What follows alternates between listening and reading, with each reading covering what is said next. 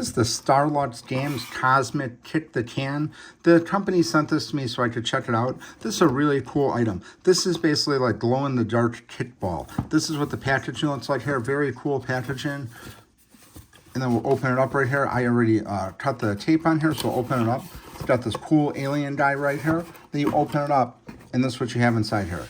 It basically is just again, like a glow-in-the-dark kickball. You can see it's got some really cool designs on here.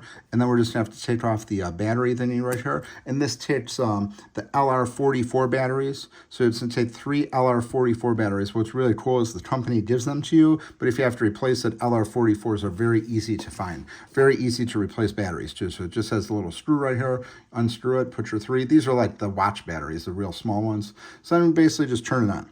So it has 5 different color modes here, and the light colors change on impact. So each time you kick it, hit it, see it changes colors here. This is just a really cool item. This would be a great gift idea for somebody. Kids really like this, adults really like this, just a really cool item. So it's a great idea to be playing outside with for kickball. Anything to get the kids off the screens and get them outside is great. So definitely want to check this out. It's a glow-in-the-dark kickball by Starlux Games.